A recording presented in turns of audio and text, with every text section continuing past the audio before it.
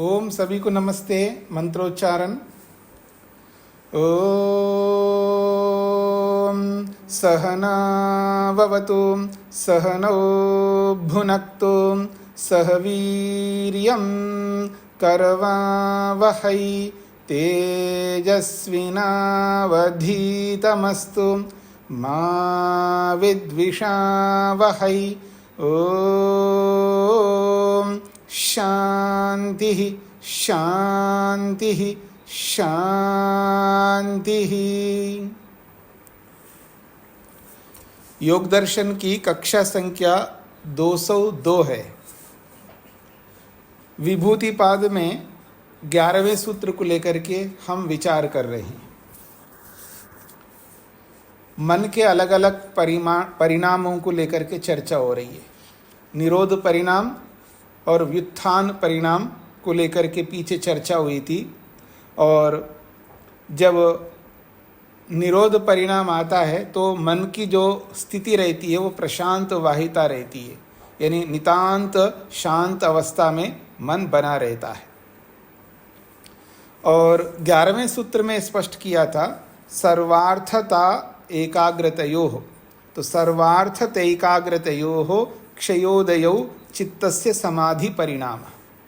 केवल हमने सूत्रार्थ को ही किया था पीछे, तो एक बार पुनः इस सूत्रार्थ को आपके सामने रखता हूँ।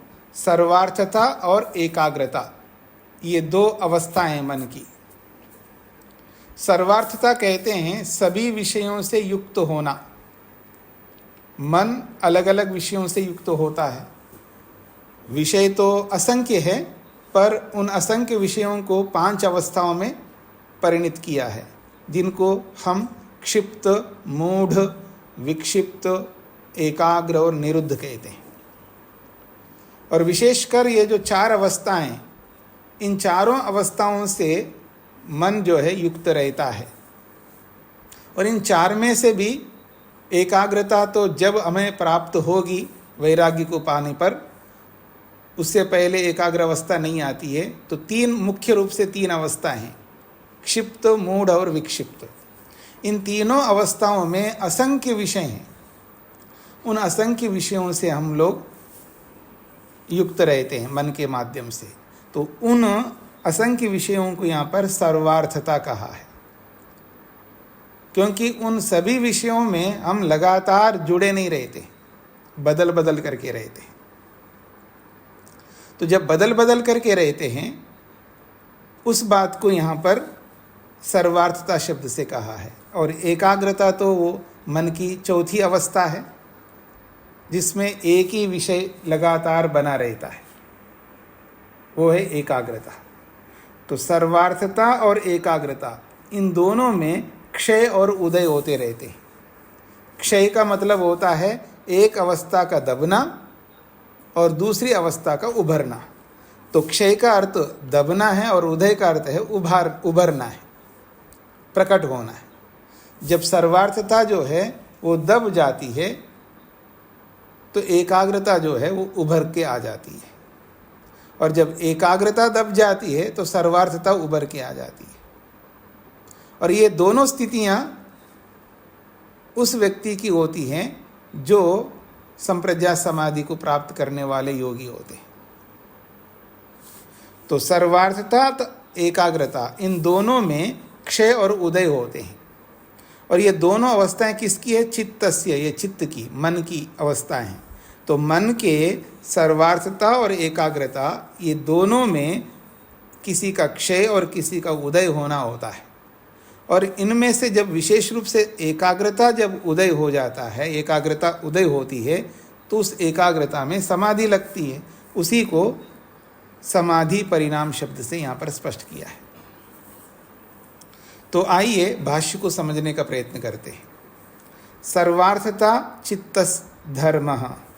सर्वार्थता जो है ये चित्त का धर्म है, यानी चित्त का स्वभाव है एक प्रकार से।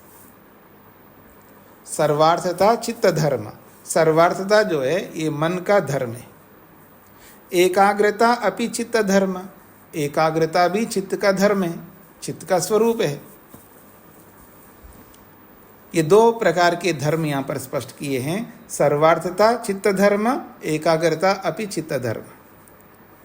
अब आगे कहते हैं सर्वार्थतायाः क्षयः तिरोभाव इत्यर्था। जब सर्वार्थता का क्षय होता है अर्थात तिरोभाव, वो दब जाता है। तिरोभाव का मतलब है दब जाना, तो क्षय का अर्थ है तिरोभाव, यानी सर्वार्थता जब तिरोभावित हो जाता है, क्षय हो जाता है या दब जाता है, तो एकाग्रता उभर करके आ जाएगी। उसी के लिए कहा एकाग्रतायाः उदयः, एकाग्रता का उदय होता है, यानी एकाग्रता उदय हो जाती है। और उदय को खोला है आविर्भाव इत्यर्थः। आविर्भाव कहते हैं प्रकट होना। तो एकाग्रता जो है वो आविर्भूत होती है या प्रकट होती है या उदय होती है, ऐसा आप कह सकते हैं। तयो धर्मित्वेन अनुगतम चित्तम। अब इन दोनों धर्मों में धर्मी के रूप में मन विद्यमान रहता है। धर्म और धर्मी, गुण और गुणी। तो धर्म जो है किसी धर्मी के होंगे ना, धर्मों को रखने वाली जो वस्तु है, चीज है, पदार्थ है, वस्तु है, उसको धर्म कहते हैं।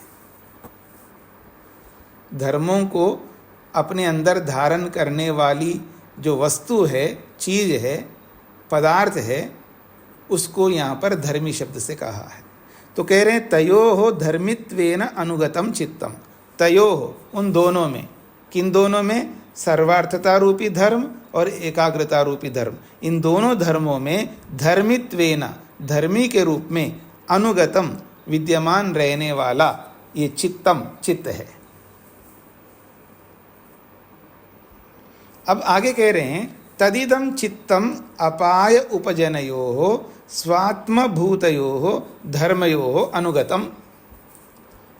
तो तदिदम, वह ये जो चित्तम, चित्त है, वह यह जो मन है, उपाय अपाय उपजनयोः, अपाय और उपजन इन दो स्वरूपों में रहने वाला है। अपाय का मतलब है दब जाना और उपजन का मतलब है उभर जाना। और ये जो चित्त के ये दोनों अपाय और उपजन रूपी धर्म हैं, ये किसके हैं? स्वात्मभूतयो, उस मन के, उस चित्त के ही अपने ही स्वरूप है।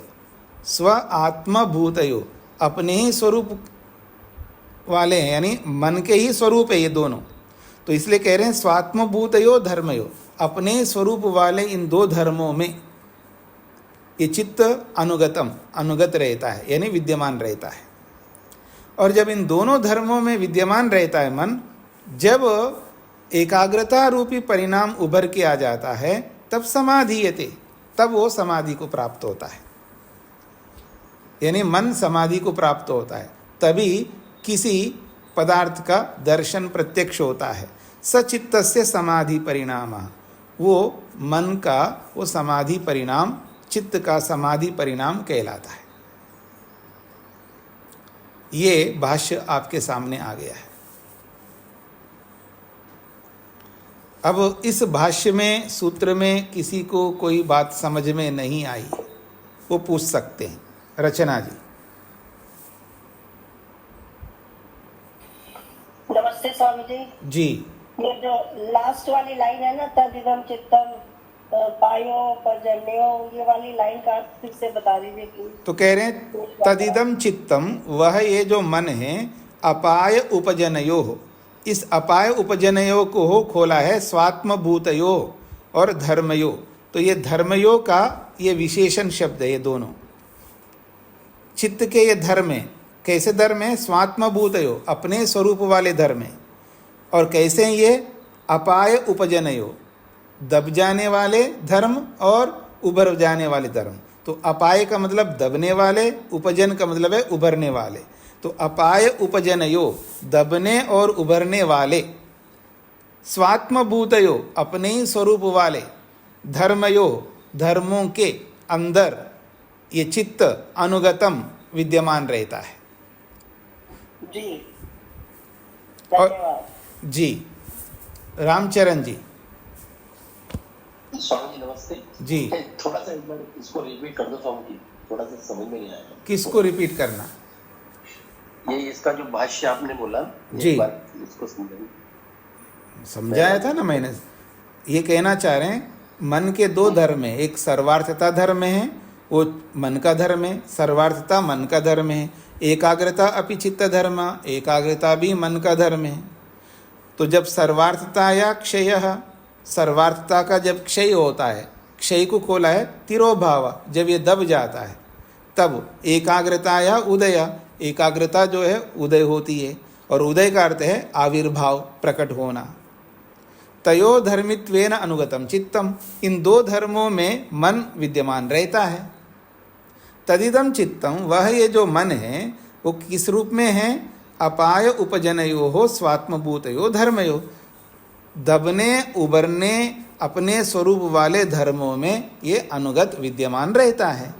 जब इन दोनों धर्मों में विद्यमान रहता है तो जब एकाग्रता धर्म उभर के आता है तब समाधीयते, तब वास्तव में समाधि प्राप्त होती है। और ये समाधि ही चित्तस्य समाधि परिणाम है, ये चित्त का समाधि परिणाम कहलाता है। जी, और किसी कुछ पूछना है इस सूत्र भाष्य के बारे में?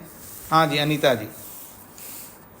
और स्वामी जी प्रणाम, ये मुझे 9वें सूत्र से थोड़ा सा डाउट था। हाँ जी, निरोध परिणाम को लेकर उसको।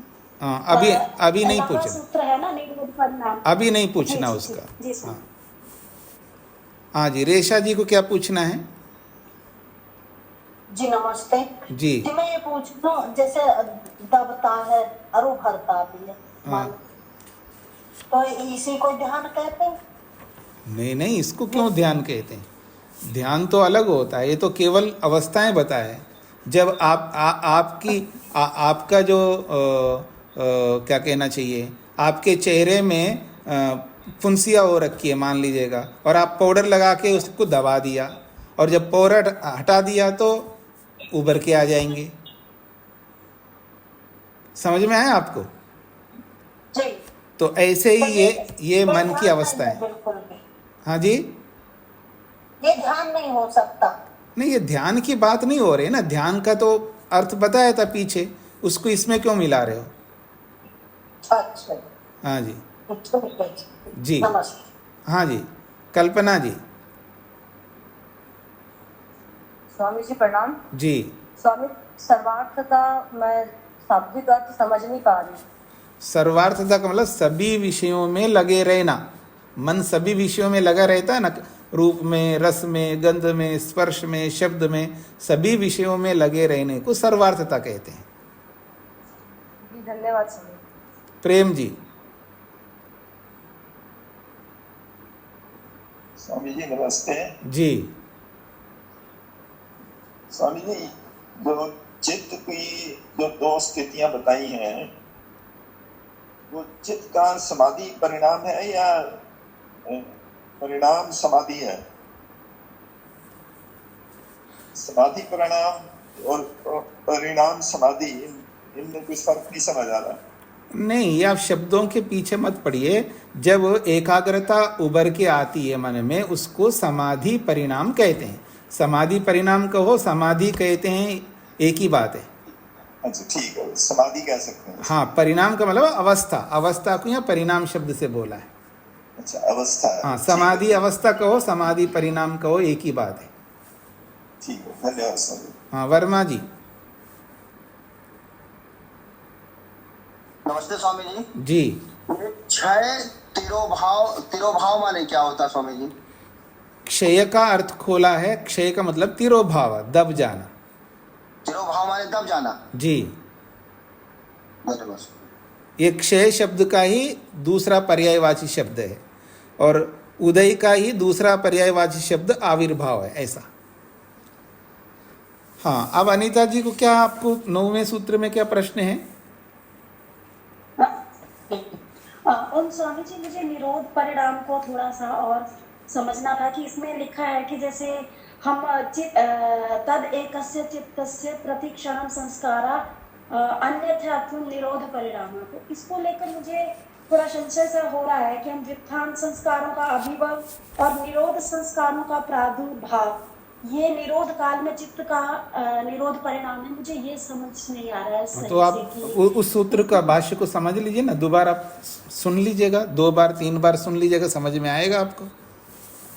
नहीं स्वामी जी समझ में आ गया, लेकिन यहाँ इसीलिए आया कि उस दिन आपने कहा कि चित्त के जो प्रतिक्षण संस्कारों में परिवर्तन हो रहा है वो निरोध से पहले का परिवर्तन है।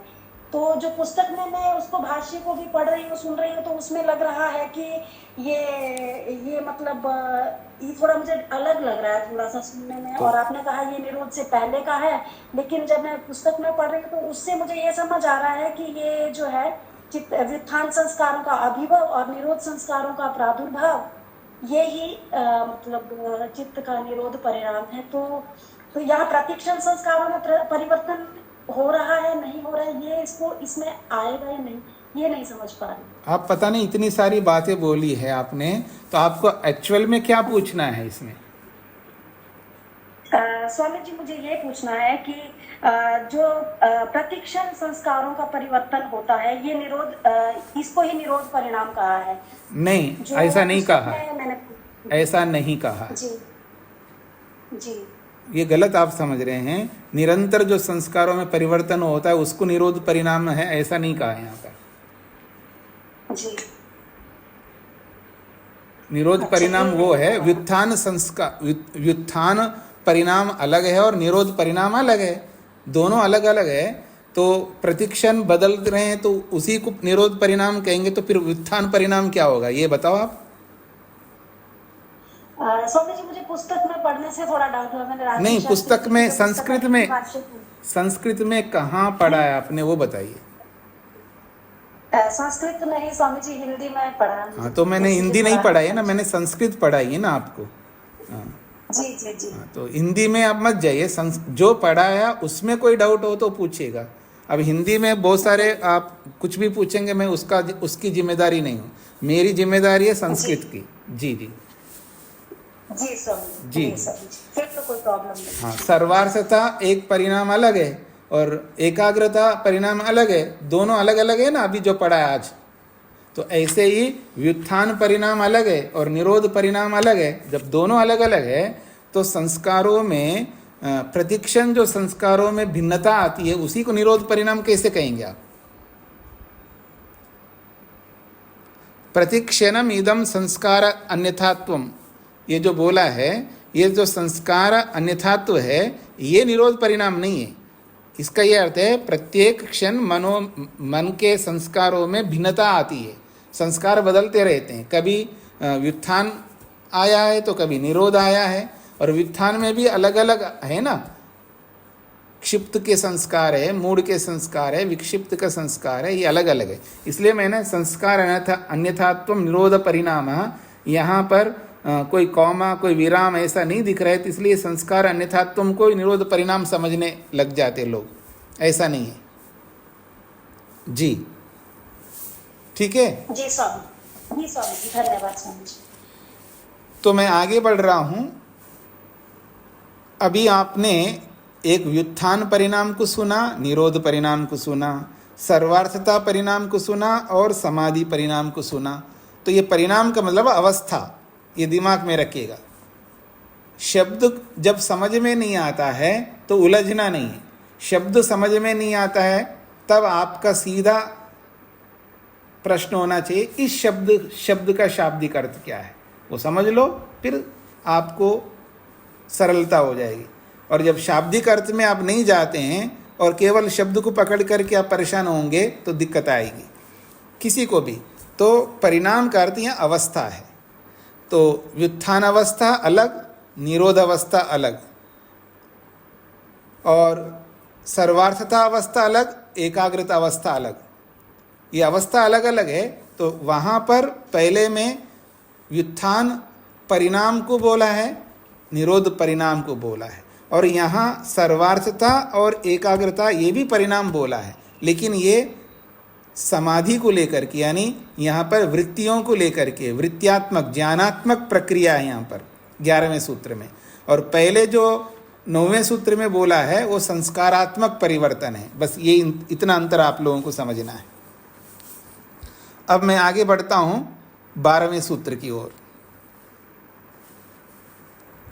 जब समाधि परिणाम की प्राप्ति होती है, अर्थात समाधि अवस्था प्राप्त होती है, और वो समाधि अवस्था कब प्राप्त हो रही है? एकाग्र अवस्था में। एकाग्रता जब उदय हो जाती है तब उसको समाधि परिणाम बोला है, अर्थात समाधि की अवस्था एकाग्र अवस्था में प्राप्त हो रही है। तो जो समाधि जो लग रही है, जिसको समाधि परिणाम बोला है, समाधि अवस्था भी आप कह सकते हो, वो कैसी होती है, वो किस रूप में होती है, ये आपको समझाने की आवश्यकता नहीं है 12वां सूत्र, क्योंकि आपने ध्यान की परिभाषा में सब पढ़ लिया है। उसी को यहाँ परिणाम के रूप में प्रस्तुत किया जा रहा है, इसलिए यहाँ पर बताया जा रहा है। वैसे आपने ध्यान की परिभाषा में ये सारी बातें समझ लिया है, फिर भी 12वें सूत्र में हम एकाग्रता परिणाम को समझते हैं।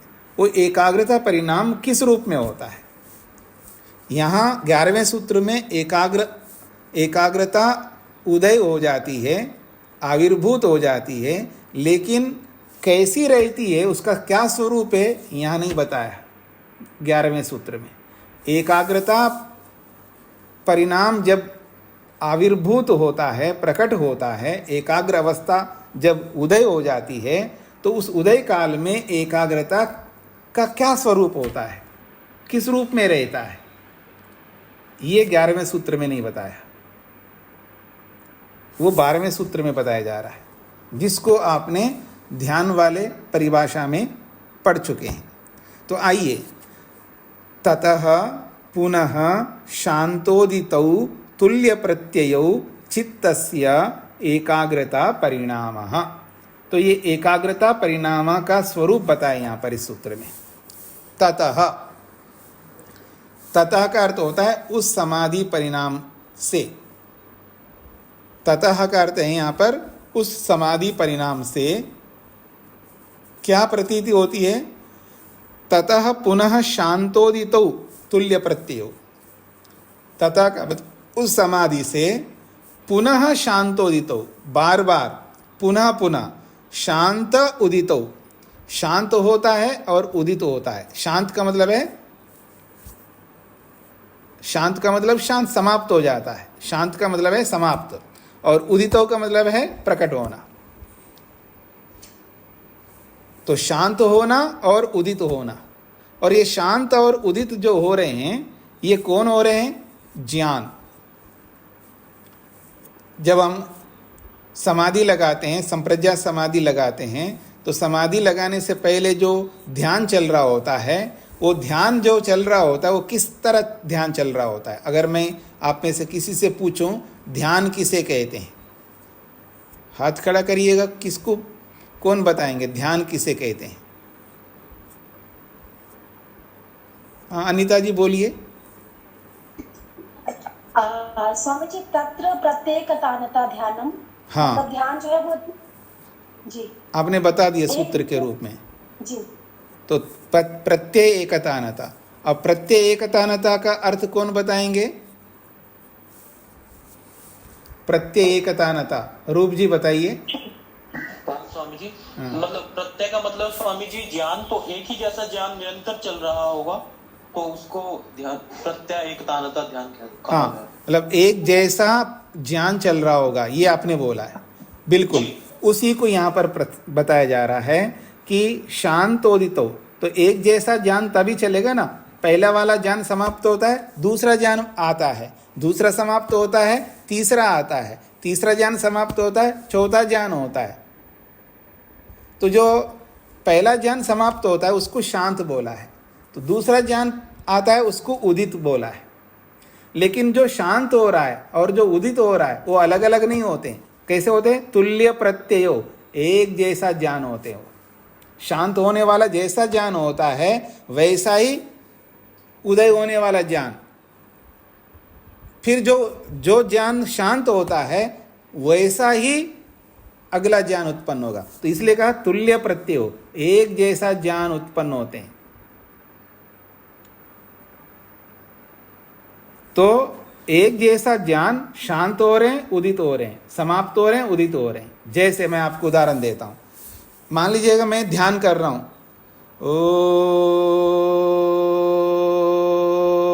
ओम ये तो ओम का उच्चारण हुआ। और इस ओम शब्द का अर्थ मैं मन में कर रहा हूँ, उच्चारण भी मन में कर रहा हूँ और उसका अर्थ भी समझ रहा हूँ। हे परमेश्वर, आप सब प्रकार से रक्षा करते हो। समाप्त हो गया ना, शांत हो गया। अब बोल नहीं रहा हूँ मैं, शांत हो गया। अब दोबारा बोलता हूँ, ओम। ये ओम का उच्चारण बोल रहा हूँ, साथ साथ आप सबकी रक्षा करते हो, आप सर्वरक्षक हो। फिर समाप्त हो गया।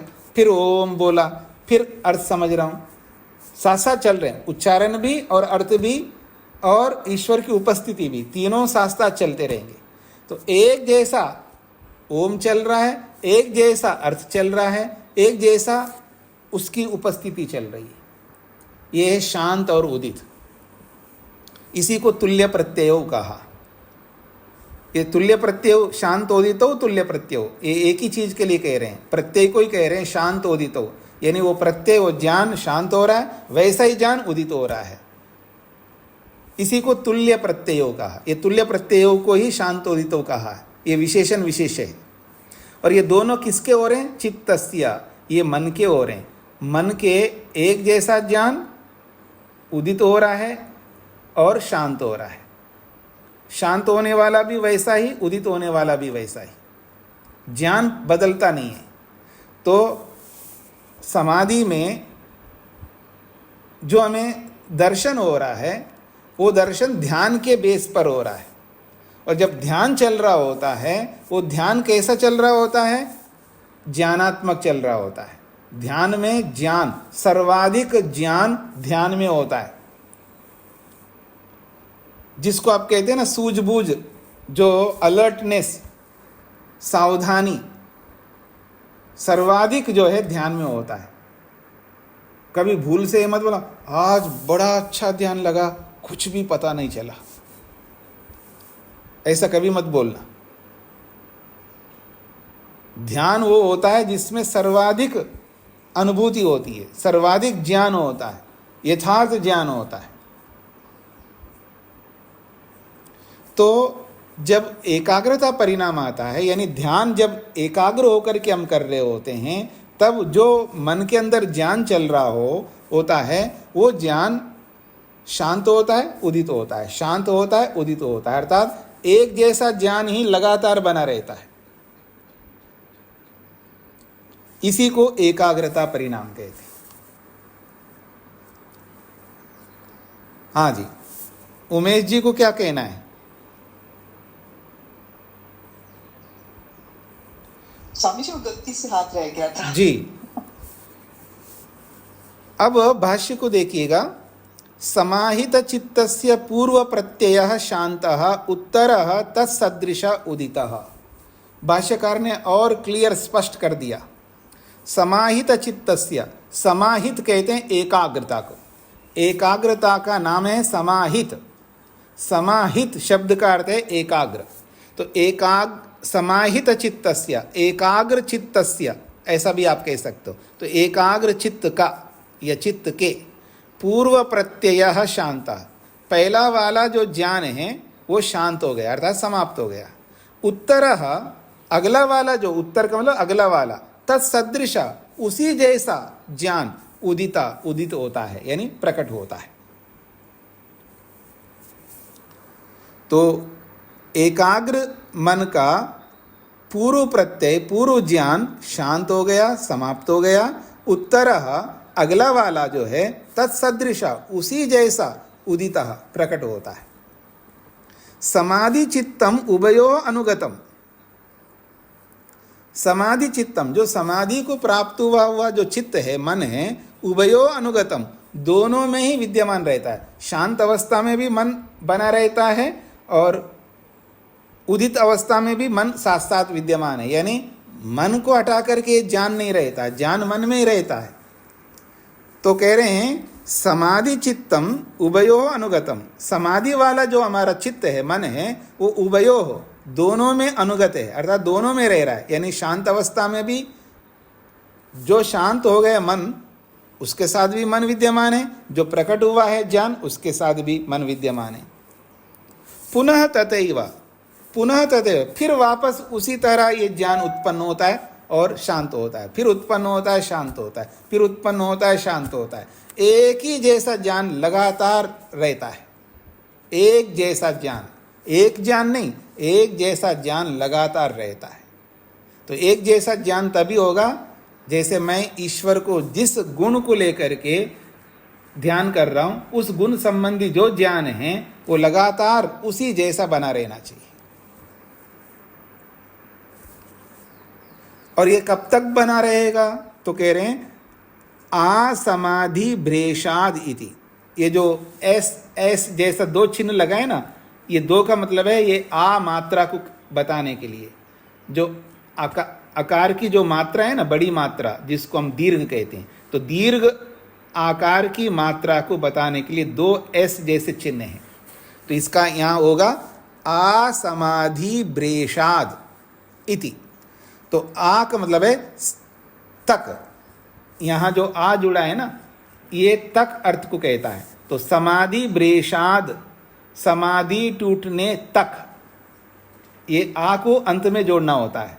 समाधि भ्रेषाद का मतलब है टूटना, समाधि भ्रेषाद, समाधि टूटने तक ऐसा ही ज्ञान लगातार बना रहता है, तब वो एकाग्रता परिणाम कहलाता है। स खलु अयम धर्मिणः चित्तस्य एकाग्रता परिणामः। स खलु अयम, वह ये जो एक जैसा प्रत्यय है, स खलु अयम, वह ये जो एक जैसा ज्ञान बना रहना है, ये धर्मिणः चित्तस्य, धर्मी रूपी मन के एकाग्रता परिणाम कहलाता है।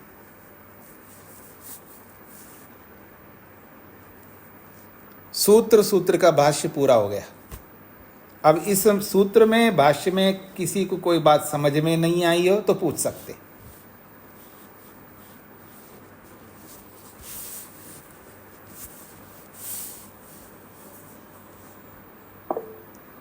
हाँ जी, अलका जी।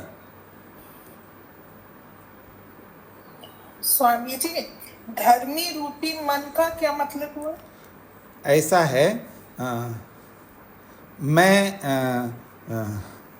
मैं नहीं बोलूँगा, मान लीजिएगा अब अलका जी है, ठीक है ना। अगर आपके पतिदेव जी से कोई पूछे ये कौन है, अलका रूपी मेरी पत्नी है,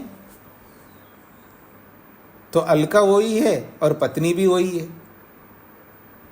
तो ऐसे ही यहाँ पर बोला है धर्मिणः चित्तस्य, ये चित्त का ये विशेषण हो गया। अलका जी का विशेषण है पत्नी, समझ रहे हैं? अलका विशेष्य है और पत्नी विशेषण है। अलका कौन है? पत्नी रूपी अलका।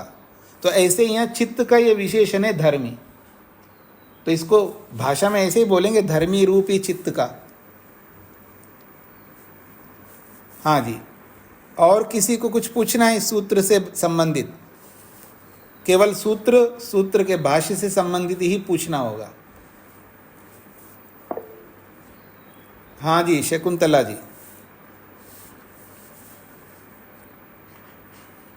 स्वामी जी प्रणाम जी। इसमें एक शब्द आया है समाधि भ्रेषादिति जी। इसका अर्थ प्लीज।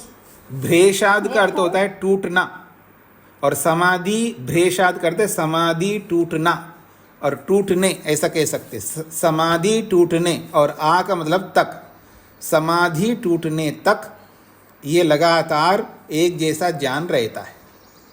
इस पूरी पंक्ति का अर्थ साथ ही बता देंगे तो ध्यान रह जाएगा। हाँ जी, स खलु अयम, वह ये जो एक जैसा ज्ञान रहता है मन में, वो धर्मिणः चित्तस्य, वो धर्मी रूपी चित्त का एकाग्रता परिणाम कहलाता है।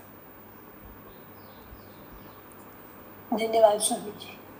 जी, तो अब मैं आगे बढ़ता हूँ। 13वां सूत्र है। अभी हमने कई परिणाम सुना, कई अनेक अवस्थाओं को सुना।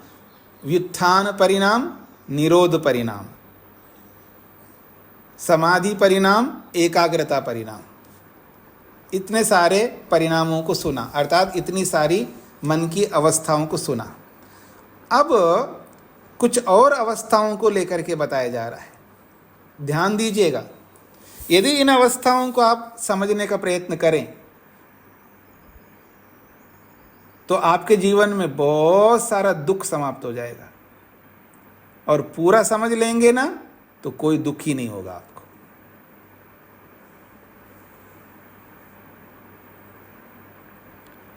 आप बहुत दुखी होते हैं, क्यों? क्योंकि इन परिणामों को, इन अवस्थाओं को ना समझने के कारण। ये जो अवस्थाएं आगे बताने जा रहे हैं 13वें सूत्र में, इन परिणामों को न समझने के कारण से भयंकर दुखी रहते, परेशान रहते। पैसे वाला पैसे को लेकर के, मकानों वाला मकानों को लेकर के, जमीनों वाला जमीनों को लेकर के, संबंधों वाला संबंधों को लेकर के, शिष्यों वाला शिष्यों को लेकर के, गुरुओं वाला गुरुओं को लेकर के, सब परेशान रहते, दुखी रहते। क्यों जी? आप दुख को दूर करना चाहते हैं तो समझ लीजिएगा, सिर नहीं हिलाना, व्यवहार को हिलाओ, अपने व्यवहार को हिला दो, सिर को मत हिलाना। ठीक है जी? तो आइए 13वां सूत्र है, एतेन भूतेन्द्रियेषु धर्म लक्षण अवस्था परिणामा व्याख्याताः। एतेन भूतेन्द्रियेषु धर्म लक्षण अवस्था परिणामा व्याख्याताः। एतेन का मतलब है इस पूर्वोक्त परिणामों के द्वारा, या इन पूर्वोक्त परिणामों के समान। एतेन का अर्थ है पूर्व कहे गए जितने परिणाम बताए गए हैं उनके समान। कितने परिणाम बताए गए हैं? व्युत्थान परिणाम, निरोध परिणाम, समाधि परिणाम, एकाग्रता परिणाम, 4 परिणाम बताए गए। तो जैसे पहले 4 परिणाम बताए गए हैं, एतेन पूर्व कहे गए परिणामों के समान। भूतेन्द्रियेषु, भूत और इंद्रिय, भूतेन्द्रियों में, भूतों और इंद्रियों में और भी कुछ परिणाम होते। कैसे परिणाम होते? धर्म परिणाम, लक्षण परिणाम और अवस्था परिणाम होते। धर्म लक्षण अवस्था, इसके बाद परिणाम शब्द जोड़ा है, तो अंत में जब परिणाम जोड़ा है तो ये तीनों के साथ जुड़ेगा। तो धर्म लक्षण अवस्था परिणाम, धर्म परिणाम, लक्षण परिणाम, अवस्था परिणाम होते हैं, ऐसा व्याख्याता, व्याख्या हो गई है ऐसा समझ लेना। इसके लिए व्याख्या करने की जरूरत नहीं है। पहले जो 4 परिणाम बताए गए हैं उन्हीं परिणामों के समान भूतों में और इंद्रियों में भी ये 3 प्रकार के परिणाम होते हैं, ऐसा समझ लेना चाहिए। कौन से 3? धर्म परिणाम, लक्षण परिणाम और अवस्था परिणाम। किन में होते हैं? भूतेन्द्रियेषु, भूत और इंद्रियों में। अब मैं आपसे पूछना चाहूँगा, ये भूतेन्द्रिय शब्द से क्या अर्थ समझ में आता है आपको? जो मन में आए वो नहीं उत्तर देना है, शास्त्र के अनुसार उत्तर देना है। भूतेन्द्रियेषु शब्द का क्या अर्थ समझ में आता है आप में से? उत्तर दीजिएगा।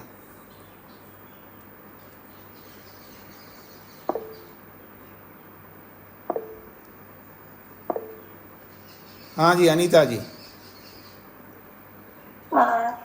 स्वामी जी, भूत शब्द से तो 5 महाभूत जो है वो है, और इंद्रिय जो है वो 11 इंद्रिय 5 कर्म इंद्रिय, ज्ञान इंद्रिय और 1 मन। हाँ, फेल हो गए आप। उमेश जी। स्वामी जी, मैं भी यही कह रही थी कि हाँ, आप भी फेल है, आप भी फेल है। वीरेंद्र जी। स्वामी जी। हाँ जी। स्वामी जी, भूत मतलब सभी जितने जीव हैं उनके मन में, चित्त में जो परिणाम होते हैं, मतलब ऐसे इस तरह के भाव आते रहते हैं। और इंद्रिय शब्द से? इंद्रिय मतलब जो 10 कर्म इंद्रियां, ज्ञान इंद्रियां है, वो जिससे हम सोचते हैं। इंद्रिय मतलब इसमें चित्त के ऊपर ज्यादा जोर दिया गया है। तो मन में जो है इस तरह के जो भाव हाँ जी, आते रहते हैं। रूप जी बताएंगे। ओम स्वामी जी जो भी दृश्य गोचर है, जो भी दिखाई दे रहा है संसार में, वो सभी जड़ वस्तुएं, जो दृष्टिगोचर आते हैं वो सब जड़ वस्तु हैं। हाँ जी। आधा उत्तर सही है। सतीश जी बताएंगे। नमस्ते स्वामी जी। हाँ जी। स्वामी जी, 11 इंद्रियों के अतिरिक्त जितने भी सत्वरज तम के परिणाम हैं वो सभी इसमें भूत इंद्रिय में आ जाएगा। यहाँ पर आपका अभी 90% उत्तर सही है। प्रेम जी। स्वामी जी, 5 महाभूत और 6 ज्ञानेंद्रियां। ये तो बता चुके हैं, गलत उत्तर। दोबारा गलत, अपने आप को दोबारा गलत क्यों साबित कर रहे हो आप? जब एक को गलत साबित किया मैंने, फिर वही उत्तर आप दोगे तो फिर गलत हो जाओगे ना। इसका सीधा अर्थ ये है कि आप लोग परीक्षा नहीं देते। इसका सीधा अर्थ ये है, आप परीक्षा नहीं देते। आप परीक्षा इसलिए नहीं देते हैं क्योंकि आप आवृत्ति नहीं करते।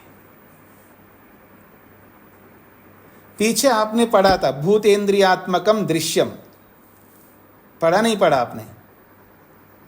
भूतेन्द्रियात्मकम दृश्यम, ये पढ़ा नहीं पढ़ा? हाँ जी, तेज नारायण जी बोलिए।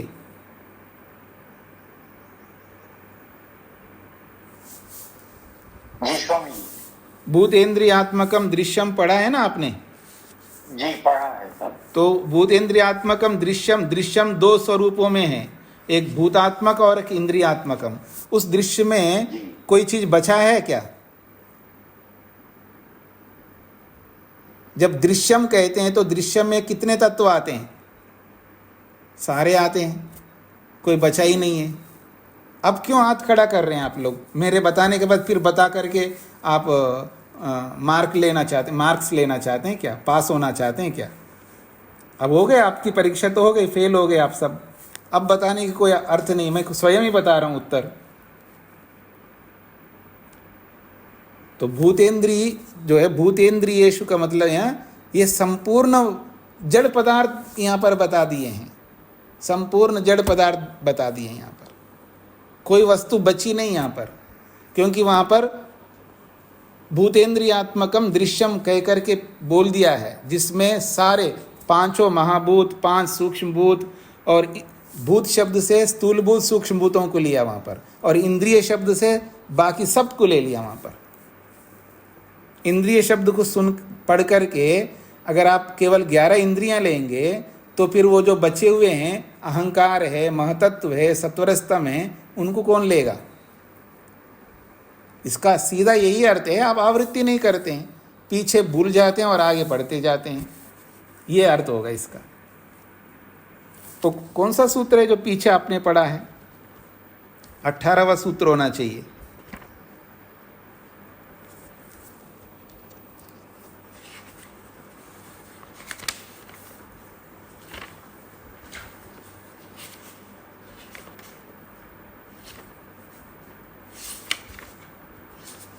दूसरे पाद में ये 18वां ही है। हाँ,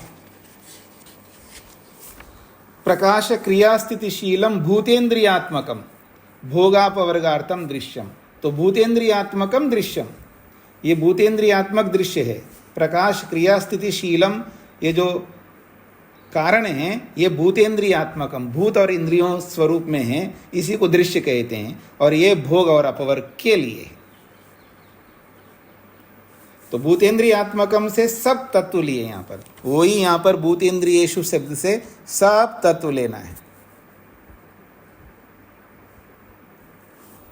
और याद रखना, आत्मा में न धर्म परिणाम होता है, न लक्षण परिणाम होता है, न अवस्था परिणाम होता है। ये सारे परिणाम जड़ पदार्थों में होते हैं। जड़ पदार्थ बदलते रहते हैं, आत्मा नहीं बदलता, आत्मा एक जैसा रहता है। उसको कहते हैं कूटस्थ नित्य। कूटस्थ नित्य मतलब है अपरिवर्तनीय, उसका जैसा स्वरूप है वो स्वरूप कभी नहीं बदलता। प्रकृति का स्वरूप बदलता, कभी कारण के रूप में रहता, कभी कार्य के रूप में रहता है।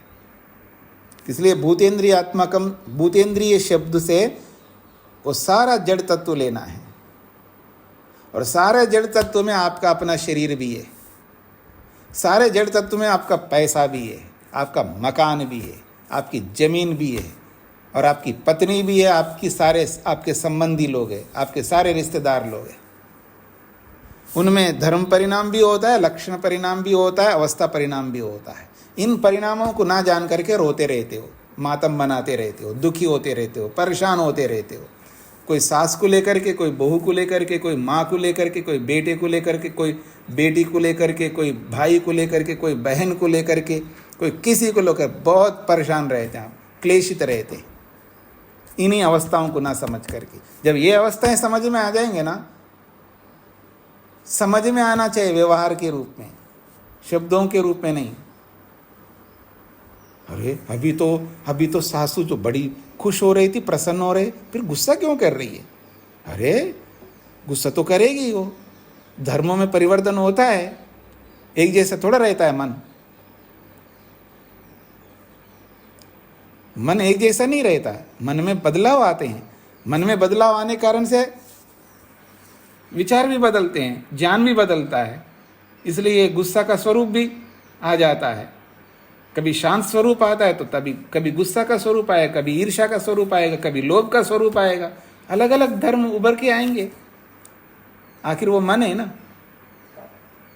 जब ये समझ में आ जाएगा ना, तो सामने वाले को पता ही है पहले से, ये बदलेगी। सास, बहू, पति, पत्नी, बेटा, बेटी, भाई, बहन सब बदलेंगे, गुरु, विद्यार्थी सब बदलते हैं।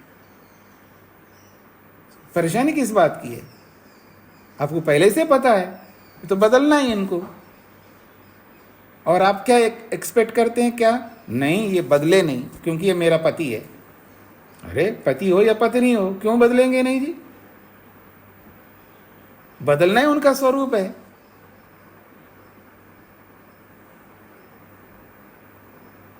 कुछ आ रहा है आप लोगों को समझ में? पता नहीं क्या समझ में आ रहा है आपको। कई बार समझ में आ रहा है बोलते हैं, फिर आता कुछ नहीं है। फिर वही परेशानी, वही दुख, वही कष्ट, वही पीड़ा, वही समस्या, वही दुखी। ये इसलिए हम पढ़ रहे हैं, इन दुखों को दूर करने के लिए। तो समझने का प्रयत्न करिए। तो एतेना, पूर्व कहे गए इन परिणामों के समान भूतेन्द्रियेषु, भूत और इंद्रियात्मक संपूर्ण दृश्य में, भूतेन्द्रियेषु का सीधा अर्थ है दृश्य, दृश्य का अर्थ है सारे पदार्थ, कोई बचा नहीं आत्मा को छोड़ करके, परमात्मा को छोड़ करके। इन सब में धर्म परिणाम, लक्षण परिणाम और अवस्था परिणाम होते हैं, ऐसा व्याख्याता समझ लेना चाहिए।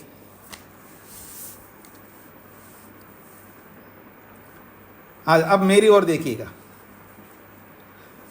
इसमें धर्म परिणाम, लक्षण परिणाम, अवस्था परिणाम, मैं सूत्रार्थ आपके सामने रख रहा हूं। भाष्य को बाद में समझेंगे, बहुत बड़ा भाष्य है। धर्म का मतलब है उस वस्तु का। देखिए अभी हम सुना है ना, जैसे चित्त के धर्म सुने। चित्त के धर्म कैसे धर्म होते हैं?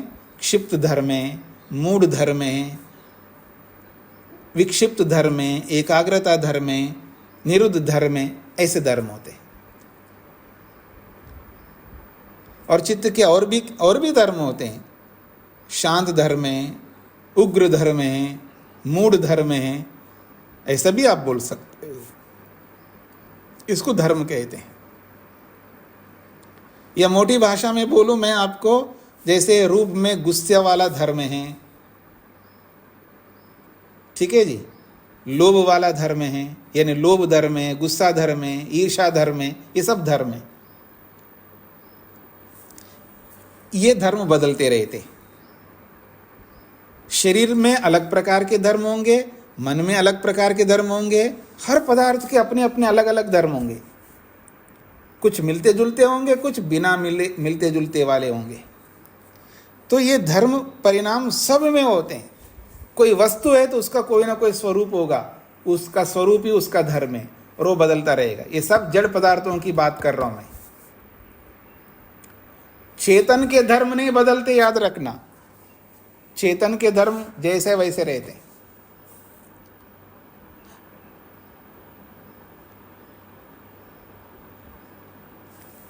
हाँ जी, लक्षण परिणाम समझ लीजिएगा। लक्षण, लक्षण परिणाम उनको कहते हैं जैसे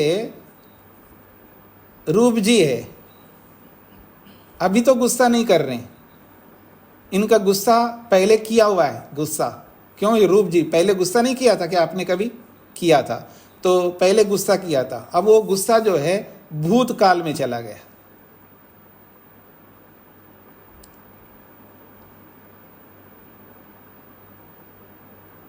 वो भूतकाल में चला गया। वर्तमान काल में कोई दूसरा है। अभी शांत, देखो शांत दिखाई दे रहे हैं, रूप जी को देख रहे हैं आप लोग, बिल्कुल शांत दिखाई दे रहे हैं। तो वर्तमान में शांत अवस्था है। तो यानी जो गुस्सा रूपी धर्म है वो भूतकाल में चला गया। इसका यह मतलब नहीं है वो अनागत में नहीं रहेगा, भविष्य में आएगा दोबारा। तो भूतकाल में था तो भविष्य में भी आएगा। तो भविष्य में आएगा, इसका मतलब कभी वर्तमान में भी आने वाला है। तो एक ही धर्म 3 कालों में घूमता रहता है। कभी भूत में चला जाता है, कभी वर्तमान में आ जाता है, कभी भविष्य में। ऐसा भूत में चला गया, इसका मतलब भविष्य उसके पास में है। जो भूत में जाता है ना, उसका भविष्य निकट होता है। और भविष्य से हट गया तो वर्तमान में आ जाता है। भूत, भविष्यत, वर्तमान, भूत, भविष्यत, वर्तमान। अब ऐसा भी बोल सकते वर्तमान, भूत, भविष्यत, पर ऐसा नहीं हम बोलेंगे, क्योंकि हम ऐसे लोग हैं, हम भूतकाल में, आज हमने समाधि भी लगाया था, आज नहीं है, भूत में चला गया। बहुत अच्छे अच्छे नेक कर्म भी हमने किए, वो भूत में चले गए। कुछ समझ में आ रहा है आप लोगों को जो मैं कहना चाह रहा हूं? बहुत अच्छे अच्छे कर्म का मतलब है मुक्ति वाले कर्म, मोक्ष को, सीधा मोक्ष को देने वाले कर्म, भूतकाल में चले गए। लेकिन प्रतीक्षा कर रहे हैं, भविष्यत काल की ओर आगे बढ़ रहे हैं, बस आएंगे जरूर।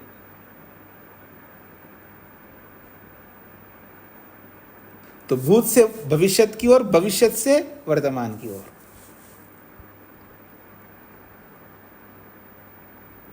ये जो स्थिति है, भूत, भविष्यत, वर्तमान, इसको यहां लक्षण शब्द से बोला है। इसको मार्ग भी कहते हैं।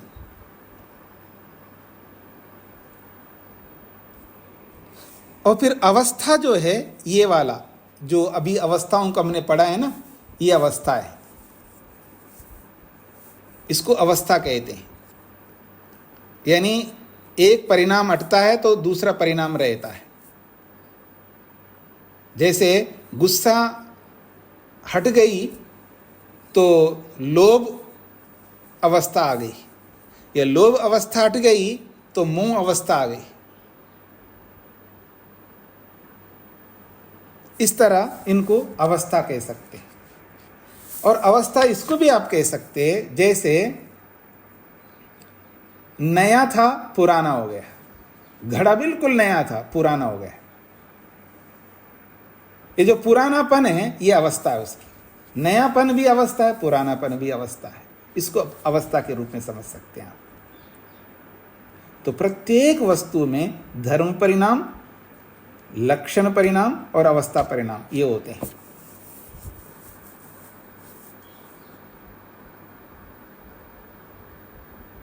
अब जो कोई आत्मा शरीर में आज वर्तमान में है,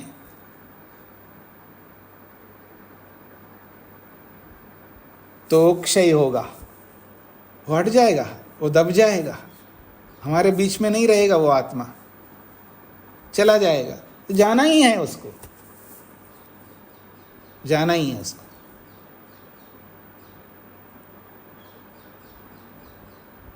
और जो आत्मा हमारे बीच में वर्तमान है बड़ा खुश हो रहा है, तो समझ लेना कल रो रहा है वो, या कल रोएगा। पहले से समझना है आपको। ये रुलाएगा, ये पत्नी रुलाएगी मेरे को, ये पति रुलाएगा मेरे को, ये माँ रुलाएगी मेरे को, ये पिता मेरे को रुलाएगा, कोई भी ये रुलाएंगे मेरे को, ये हंसाएंगे भी मेरे को। हमेशा लगातार हंसाते रहेंगे नहीं, हमेशा लगातार रुलाएंगे नहीं, बदलते रहेंगे।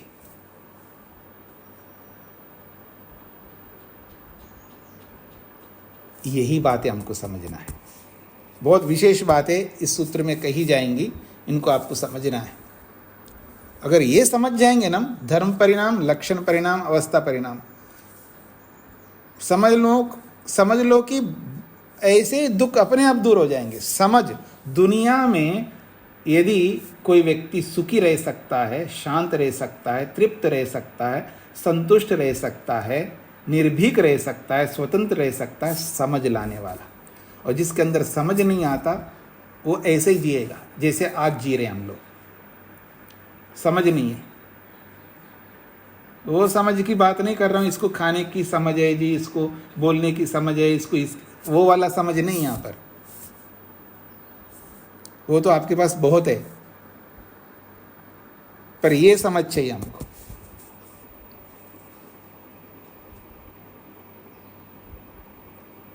ये पदार्थों के अंदर जो परिवर्तन है, बदलाव है, इन बदलावों को अगर हम समझ जाएंगे तो सारे दुख समाप्त है, सारे दुख समाप्त है।